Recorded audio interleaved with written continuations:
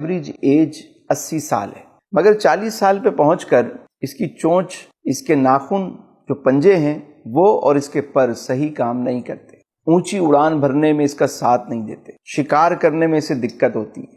تو یہ 40 سال کی ایج میں پہاڑوں پہ چلا جاتا ہے اور وہاں جا کر سب سے پہلے اپنی چونچ کو کسی پتھر پہ مارتا ہے۔ جب وہ چونچ پتھر پہ مار مار کے اس چونچ کو اپنے سے جدا کر دیتا ہے اور ہلکا پھلکا شکار کر کے اپنا گزارا کرتا ہے اور انتظار کرتا ہے کہ نئی چونچ آئے۔ جب نئی چونچ آتی ہے تو اس نئی چونچ سے ہی اپنے ناخن جدا کرتا ہے، ناخن بھی جدا ہو گئے، اب نئے ناخن کا انتظار کرتا ہے۔ جب نئے ناخن آتے ہیں، نئی چونچ آتی ہے، تو پھر یہ اپنے پروں کو، وہ پر جو اس کو اونچی اڑان بھرنے میں دقت دے رہے ہوتے ہیں، تو یہ انہیں بھی اپنے سے جدا کرتا ہے۔ پھر انتظار کرتا ہے کہ نئے پر آئیں۔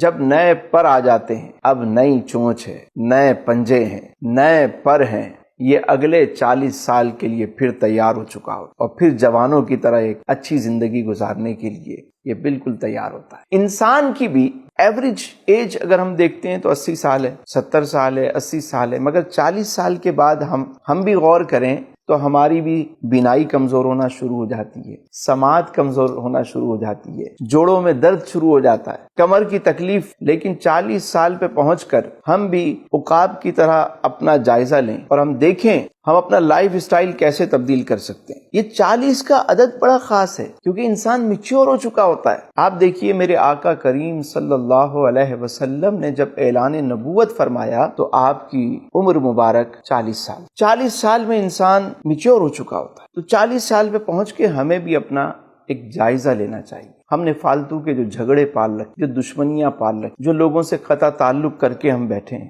جس کی وجہ سے ہمارا بلڈ پریشر بڑھتا ہے، جس کی وجہ سے ہم شوگر کے مریض ہوتے جا رہے ہیں، ہمیں ان چیزوں کا جائزہ لینا۔ یاد رکھیے کہ اگر راستے میں کنکر بچھے ہوئے ہیں اور آپ نے جوتا اچھا پہنا ہے تو آپ بآسانی اس پر چل سکتے، لیکن اگر جوتے میں ہی آپ نے کنکر بھرے ہوئے ہیں تو آپ بہت دور تک نہیں چل سکیں گے۔ ہم نے جو فالتو دشمنیاں پال رکھی ہیں ہمیں انہیں ختم کرنا پڑے گا۔ اور واصف صاحب کا وہ جملہ، آپ فرماتے ہیں کہ بڑی منزل کے مسافر راستے کے چھوٹے موٹے مسئلوں میں، جھگڑوں میں نہیں الجھا کرتے، وہ سمجھتے ہیں کہ ہماری یہ منزل نہیں ہے، ہمیں بہت آگے جانا ہے۔ اگر آپ نے بھی عقاب کی طرح اونچی اڑان بھرنی ہے تو ان فالتو چیزوں کو اپنی زندگی سے دور کرنا ہوگا، ان جھگڑوں کو، لڑائیوں کو، ان تمام معاملات کو ختم کر کے آگے چلیں اور اپنا لائف سٹائل چینج کریں۔ اگر آپ ایکسرسائز نہیں کرتے تو آپ 40 سال کے بعد ایکسرسائز شروع کریں، واک کرنا شروع کریں، اپنی خوراک کا جائزہ لیں۔ اس کے ساتھ ساتھ یہ بھی دیکھیں کہ آپ کی زندگی میں کوئی مینٹور ہے،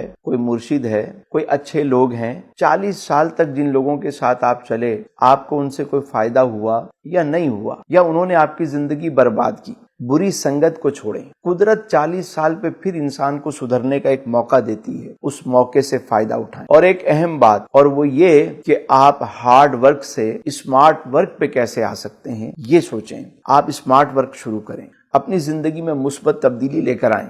اللہ تعالیٰ آپ کو آسانیاں عطا فرمائے اور آسانیاں تقسیم کرنے کا شرف عطا فرمائے۔ آپ چاہتے ہیں کہ آپ کی زندگی آسان ہو اور آپ دوسروں کے لیے آسانیاں تقسیم کرنے والے بنیں، تو ہمارا چینل تسلیمیات کو اپنی زندگی کا حصہ بنائیں۔ اللہ تعالیٰ آپ سب کو آسانیاں عطا فرمائے اور آسانیاں بانٹنے کا شرف عطا فرمائے۔